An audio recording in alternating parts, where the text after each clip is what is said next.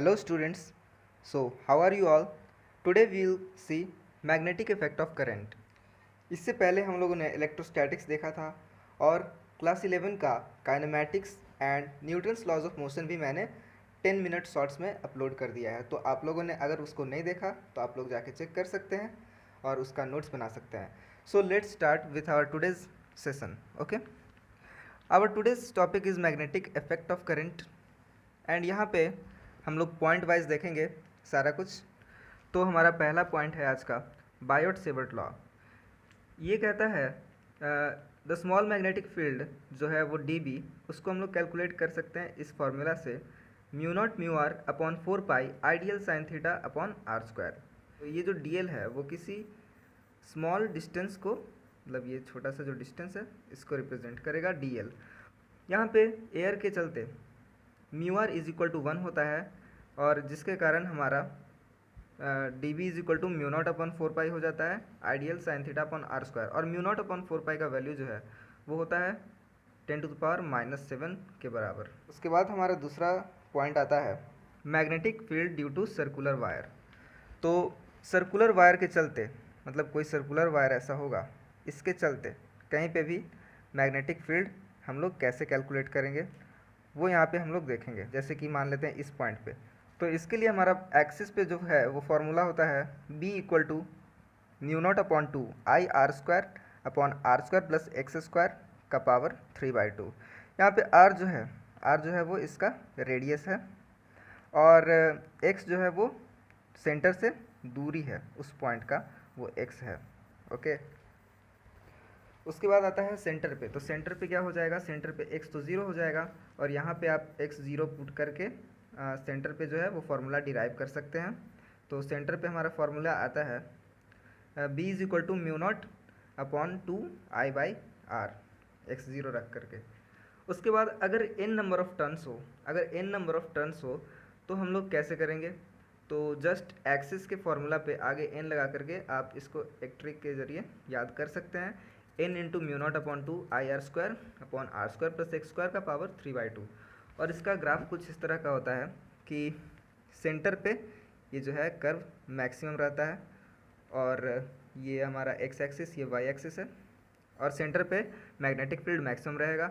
और जैसे जैसे सेंटर से दूरी बढ़ते जाएगा मैग्नेटिक फील्ड घटते घटते फिर ऑलमोस्ट ज़ीरो के बराबर फिर हो जाएगा इन्फिनिटी के पास। तो ऐसा ये कर्व आता है। ओके, उसके बाद हमारा आता है magnetic field due to long straight wire. तो अगर ये एक लॉन्ग स्ट्रेट वायर है और किसी पॉइंट पे हम लोग को मैग्नेटिक फील्ड कैलकुलेट करना है, तो इस पॉइंट से कुछ एंगल बनाएगा, फिर इस एंड से भी कुछ एंगल बनाएगा। यहाँ वो एंगल जो बनाएगा उसको हम लोग बोल देते हैं φ1 एंड φ2। ओके, तो इसका फॉर्मूला आ जाता है कुछ ऐसा, b is equal to mu naught upon 4 pi I upon a sine φ1 plus sine φ2। ये कुछ ऐसा फॉर्मूला आ जाता है। इसके बाद हमारा आता है फॉर इन्फानाइट वायर। तो अगर ये वायर जो है वो इन्फानाइट लेंथ का हो तो उस केस में हम लोग इस फॉर्मूला का यूज़ करेंगे कि क्योंकि एंगल जो है ऑलमोस्ट 90 डिग्री हो जाता है इन्फिनिटी पे, तो उसी फार्मूला से हम लोग φ1 और φ2 की जगह पे 90 डिग्री का वैल्यू पुट कर देंगे और ये फार्मूला आ जाएगा b is equal to mu naught upon 4 pi 2 I by a. और सेमी इन्फानाइट के चलते इन्फानाइट का हाफ हो जाएगा, b is equal to mu naught upon 4 pi I upon a. मतलब एक एंगल 0 डिग्री हो जाएगा और दूसरा एंगल 90 डिग्री हो जाएगा। So the fourth point is the most important. ऐसे ये बहुत ही इंपॉर्टेंट है, ampere circuital law. Ampere circuital law जो है वो है b vector dot d l vector equals mu naught upon mu naught into I. यहाँ पे आई जो है वो किसी वायर में, कंडक्टिंग वायर में करंट रहेगा। अब application of ampere circuital law से हम लोग नीचे के सारे फार्मूलाज को डिराइव करते हैं, तो हम लोग उसको शॉर्ट में देखते हैं। पहला है magnetic field due to long infinite solenoid. इसका होता है b equal to mu naught N I. और लॉन्ग इन्फानाइट सोलेनॉइड क्या होता है, ऐसा कॉइल रहता है उसको हम लोग सोलेनॉइड कहते हैं और इसका अगर लेंथ इन्फानाइट हो जाए तो उसको हम लोग इन्फिनाइट सोलेनॉइड कहेंगे। टोरॉइड भी कुछ इसी तरह का सोलेनॉइड होता है, बट टोरॉइड को अगर हम लोग देखें इसका फिगर, तो मैं यहाँ पे ड्रॉ कर देता हूँ साइड में। ओके, इधर स्पेस है, ठीक है। तो टोरॉइड कुछ इस तरह का होता है।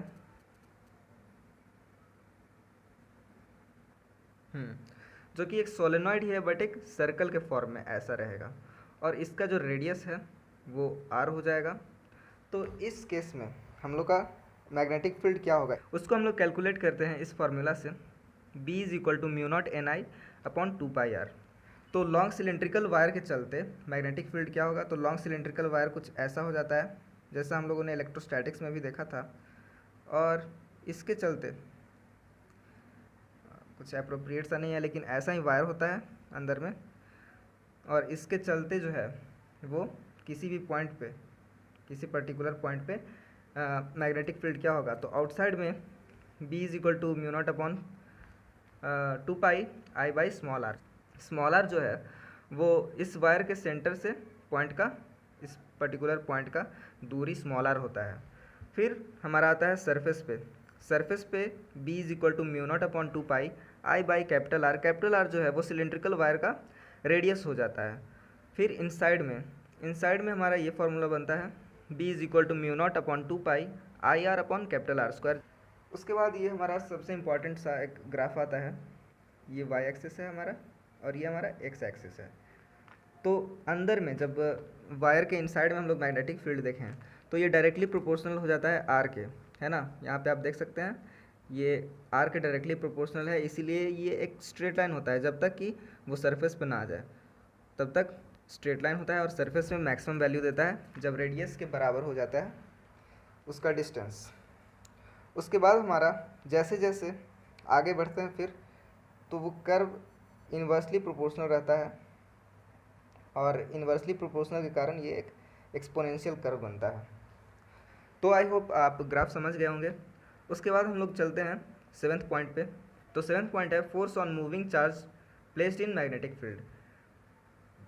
मतलब कोई भी जो चार्ज है मूव कर रहा है, और किधर मूव कर रहा है, तो मैग्नेटिक फील्ड की तरफ मूव कर रहा है। अगर इस एरिया में मैग्नेटिक फील्ड है और ये एक चार्ज है ना, ये एक चार्ज है और ये मूव कर रहा है इस मैग्नेटिक फील्ड में, तो इस पे फोर्स क्या लगेगा, तो फोर्स का फॉर्मूला आता है F vector is equal to Q V vector cross B vector. ये बहुत ही ज़्यादा इंपॉर्टेंट फार्मूला है, और पूरे चैप्टर में न्यूमेरिकल्स इस पे रहेंगे। तो अगर क्रॉस प्रोडक्ट हटेगा तो हमारा साइन थीटा आता है। So F is equal to Q V B sine theta, we can write. यहाँ पे वी वेक्टर जो है वो वेलोसिटी है, इसको आप पोटेंशियल या कुछ और से कंफ्यूज नहीं होइएगा, ना वॉल्यूम है ना पोटेंशियल है, ये यहाँ पे वेलोसिटी है। चार्ज का वेलोसिटी, जिस वेलोसिटी से ये चार्ज चल रहा है उस मैग्नेटिक फील्ड के तरफ।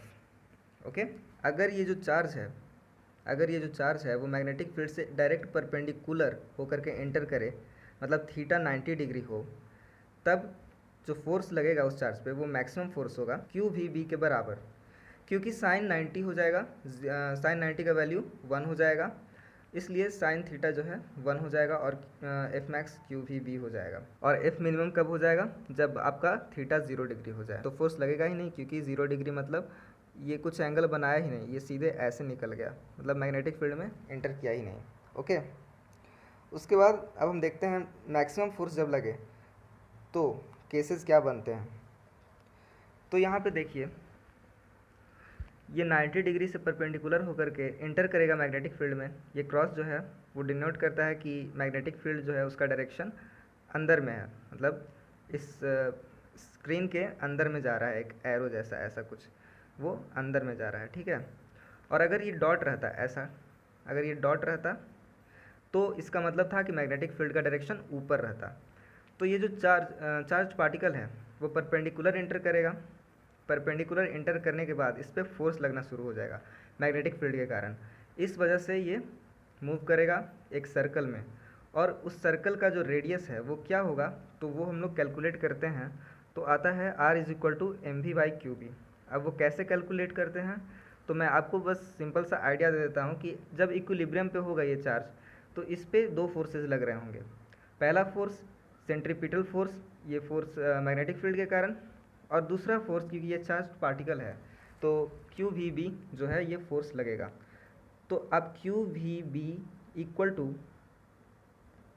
M V square upon R लिखिए, और यहाँ पर से v से v कैंसिल हो जाएगा, तो हमारा r का वैल्यू जो है m we by Q B आ जाएगा। ओके, उसके बाद टाइम पीरियड क्या होगा, तो time period simply 2 pi r upon v होता है, और 2 पाई आर, आर की जगह पे आप इसका वैल्यू यहाँ पर से रख सकते हैं, और 2 पाई आर बाई वी, तो रखने के बाद फाइनल हमारा आता है time period 2 pi M by Q B. Okay, ये सब आप खुद से कर सकते हैं, ज़्यादा कोई हार्ड काम है नहीं। न्यू जो होता है वो फ्रीक्वेंसी होता है, और फ्रीक्वेंसी टाइम का इन्वर्स होता है, मतलब 1/t होता है, तो इसी को बस उल्टा करके आप फ्रीक्वेंसी निकाल सकते हैं। ये सारे केसेस जो हैं, ये सारे केसेस तब ट्रू होंगे जब 90 डिग्री के एंगल पे चार्ज एंटर करे मैग्नेटिक फील्ड में।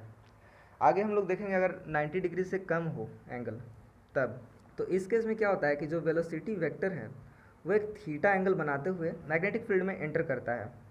और यहाँ पे जो आप देख सकते हैं ये v cos थीटा हो जाएगा। तो आप मैथमेटिक्स में आपने वेक्टर्स में पढ़ा होगा कि थीटा की तरफ वाला जो कंपोनेंट होता है वो v cos थीटा हो जाता है, मतलब cos कंपोनेंट होता है, और उसके अपोजिट में आपका साइन कंपोनेंट होता है। तो इधर v sin थीटा हो गया, इधर v cos थीटा हो गया, और इस अकॉर्डिंग हम लोग कैलकुलेट करते हैं कि r जो है वो M V sine theta by Q B होता है।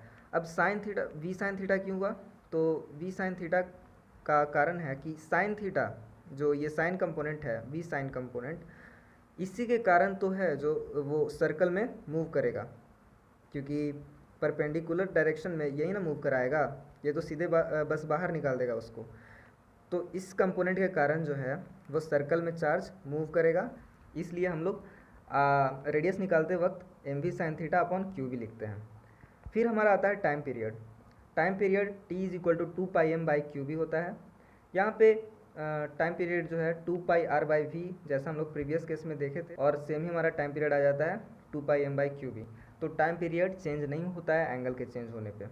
उसके बाद हमारा आता है कि फ्रीक्वेंसी, तो टाइम पीरियड का इन्वर्स जो कि आता है Q B upon 2 pi M. तो पिच जो होता है वो v cos theta upon 2 pi v cos theta into 2 pi M by Q B होता है पिच। अब पिच क्या होता है, तो आप इधर देख सकते हैं यहाँ पे कि जो एंगल जब थीटा से कम रहेगा, 90 डिग्री से कम रहेगा, तो ये सर्कल भी बनाएगा लेकिन इस डायरेक्शन में घूमेगा भी, मतलब कि मूव भी करेगा चार्ज। अगर एंगल 90 डिग्री रहता तो वो बस सर्कल में घूमते रहता और हमेशा सर्कल में ही घूमते रहता, लेकिन अगर थीटा से कम है एंगल तो वो सर्कल भी बनाएगा और एक ऐसा पाथ भी बनाएगा। इस पाथ को हम लोग हेलिकल पाथ कहते हैं। तो पिच जो होता है वो v cos theta into 2 pi M by Q B.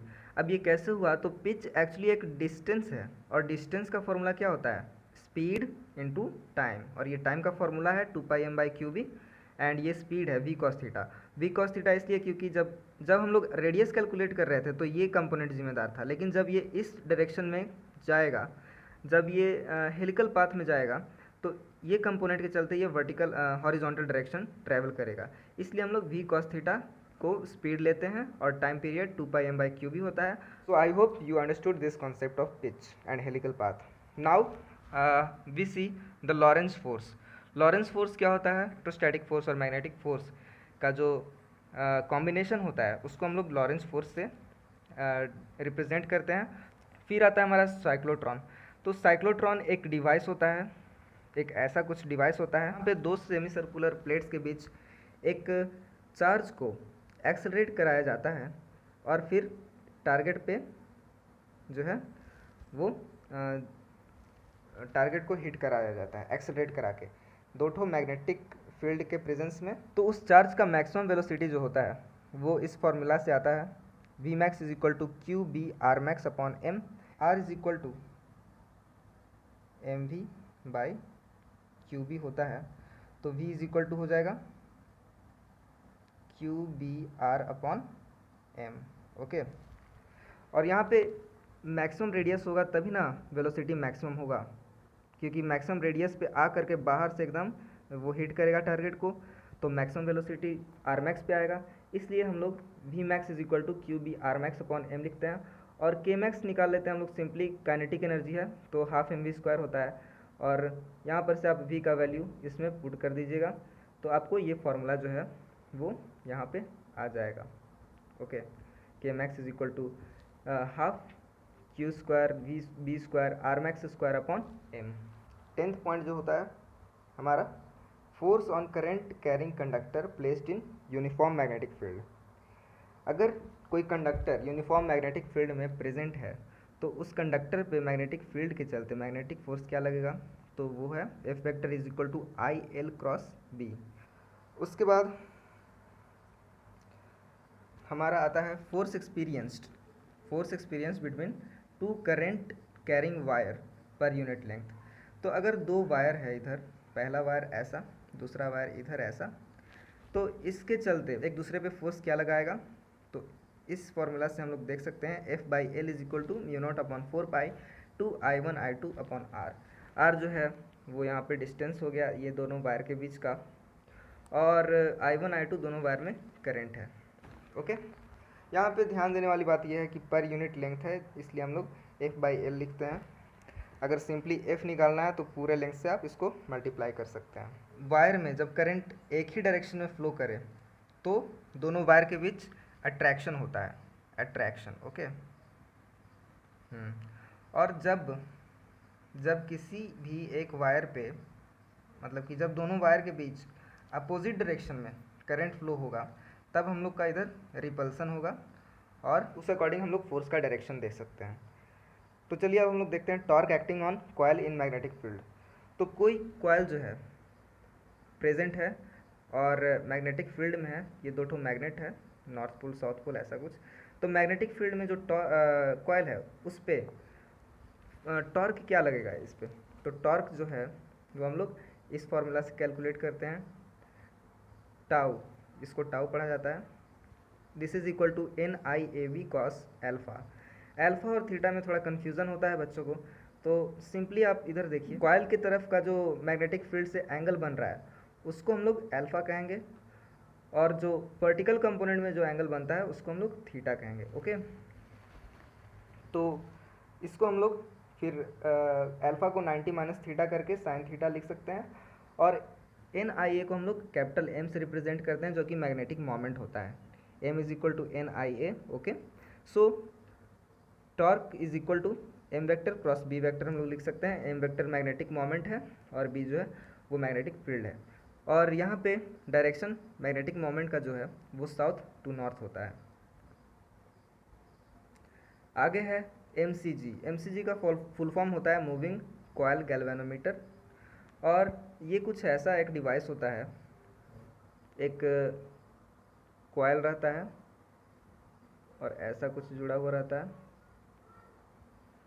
यहाँ पे मैग्नेट्स रहते हैं, मिरर रहता है डिफ्लेक्शन को चेक करने के लिए, और यहीं पर नीडल से जुड़ा हुआ होता है, जितना डिफ्लेक्शन हुआ उतना वो बताता है करंट की कितना ज़्यादा करंट है। ओके, तो यहाँ पे अप्लाइड टॉर्क, इक्विलिब्रियम पे अप्लाइड टॉर्क मतलब कि करंट के चलते जो टॉर्क होगा इस कॉइल में, एंड रीस्टोरिंग टॉर्क मतलब ये कॉइल रीस्टोर करना चाहेगा अपने कन्फिगुरेशन को, मतलब जैसे ही वो टर्न लिया, जैसे ही वो घूमा इस तरफ टॉर्क के चलते, तो वो वापस रीस्टोर करना चाहेगा, और रीस्टोरिंग टॉर्क सी थीटा के बराबर होता है। यहाँ पे सी जो है वो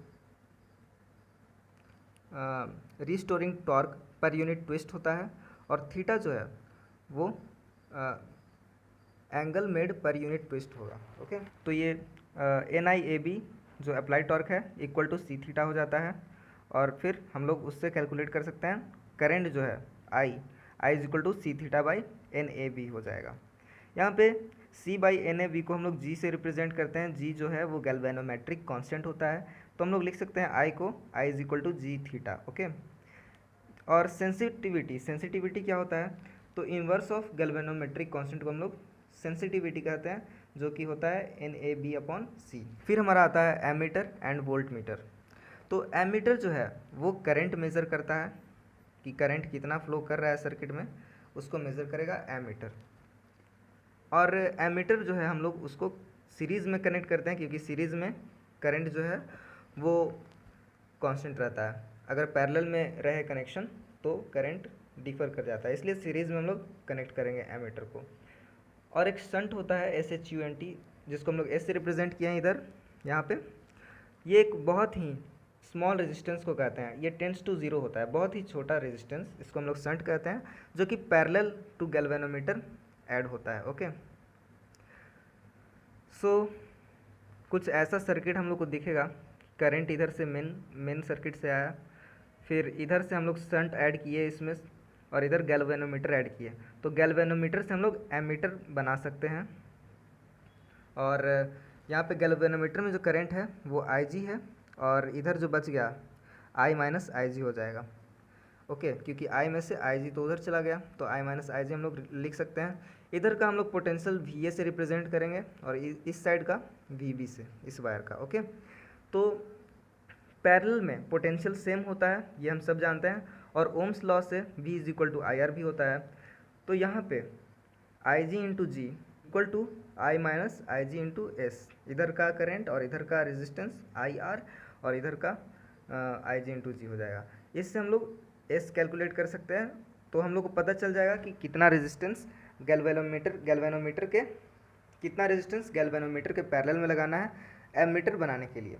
ओके, अब हम लोग देख लेते हैं वोल्ट मीटर गैल्वेनोमीटर से कैसे बनाएंगे। तो वोल्ट मीटर कुछ एक डिवाइस होता है जो कि वोल्टेज को कैलकुलेट करता है, and it is connected in parallel, क्योंकि पैरेलल में वोल्टेज कांस्टेंट होता है, पोटेंशियल डिफरेंस कांस्टेंट होता है पैरेलल में। ओके, ये खुद पैरेलल में कनेक्टेड होगा, ये पूरा जो सेटअप है ये खुद सर्किट के पैरेलल में कनेक्टेड होगा, बट हाई रेजिस्टेंस जो है वो सीरीज़ में इसके कनेक्ट होगा। मतलब इस सर्किट के सीरीज़ में ही हम लोग एक हाई रेजिस्टेंस R कनेक्ट करेंगे, लेकिन इस पूरे सेटअप को हम लोग जिसका पोटेंशियल चेक करना है उसके पैरेलल में कनेक्ट करेंगे। समझ गया? तो यहाँ पे हम लोग पोटेंशियल देख लेंगे, तो पोटेंशियल क्या हो जाएगा, दोनों का सम IG into capital G plus IG into R, ये हो जाएगा पोटेंशियल। तो हम लोग यहाँ से R कैलकुलेट कर लेंगे, V minus IG into G equal by IG हो जाएगा R।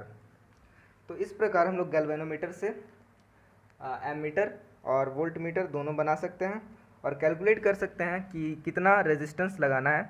यहाँ पे S भी रेजिस्टेंस है, लेकिन बहुत ही स्मॉल रेजिस्टेंस है, तो कितना वैल्यू होना चाहिए इस फार्मूला से कैलकुलेट करेंगे। फिर वोल्ट मीटर बनाने के लिए रेजिस्टेंस का वैल्यू कितना होना चाहिए इस फार्मूला से कैलकुलेट कर लेंगे। Okay friends, hope you liked this video, and if you find it helpful, please do subscribe the channel and share it with your friends, and in case of any doubts you can comment down below, we will reach to you। और तब तक के लिए take care and good bye.